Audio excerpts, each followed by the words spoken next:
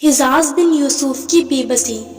حضرت انس بن مالک رضی اللہ عنہ ایک موقع پر حجاز بن یوسف جو ایک ظالم بادشاہ تھا اس کے پاس گئے تو اس نے ان کو بہت سے گھوڑے دکھائے اور کہا کہ کیا تمہارے صاحب یعنی نبی کریم صلی اللہ علیہ وسلم کے پاس تم نے اس جیسا دیکھا ہے؟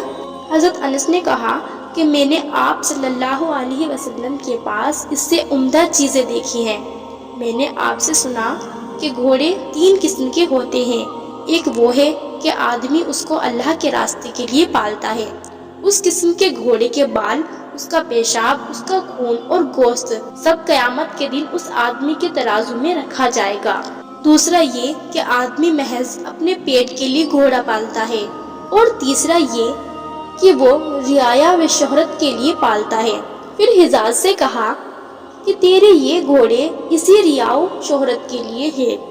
اس پر حجاز نہایت غضبانک ہوا اور کہنے لگا کہ اگر تم نے نبی صلی اللہ علیہ وسلم کی خدمت نہ کی ہوتی تو میں تم کو ایسا اور ایسا کر دیتا، یعنی مارتا یا قتل ہی کر دیتا۔ حضرت انس نے فرمایا کہ تو ہرگز کچھ نہیں کر سکتا، کیونکہ میں چند کلمات کے ذریعہ تیرے شر سے محفوظ ہو چکا ہوں۔ میں نہ کسی سلطان کی طاقت سے ڈرتا ہوں اور نہ کسی شیطان کی شرکسی سے۔ یہ سن کے وہ ذرا ٹھنڈا ہوا اور کہنے لگا کہ اے ابو حمزہ، ہمیں بھی وہ کلمات سکھا دو۔ آپ نے فرمایا کہ خدا کی قسم میں تجھے اس کا آخر نہیں دیکھتا۔ پھر ایک زمانے کے بعد جب حضرت انس رضی اللہ عنہ مرض الوفات میں مبتلا ہوئے تو ان کے خادم حضرت ابان نے عرض کیا کہ حضرت آپ سے ایک بات معلوم کرنا چاہتا ہوں۔ فرمایا کہ جو چاہو پوچھو۔ کہا کہ وہ کیا کلمات ہیں جن کا حجاز نے آپ سے مطلوبہ کیا تھا؟ فرمایا کہ ہاں، میں تم کو اس کا آخر دیکھتا ہوں۔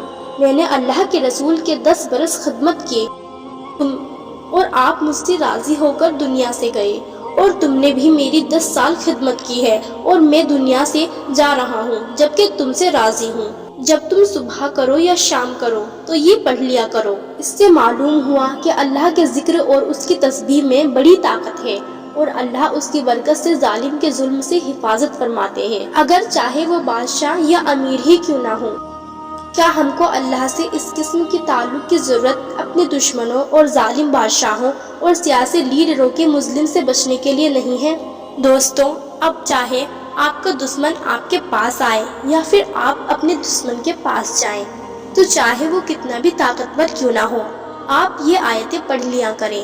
اس سے آپ محفوظ ہو جائیں گے اور وہ دشمن آپ کا کچھ بگاڑ نہیں پائے گا۔ دوستوں، ویڈیو کو زیادہ سے زیادہ شیئر کیجیے گا تاکہ یہ آیتیں اور لوگوں تک بھی پہنچ سکیں۔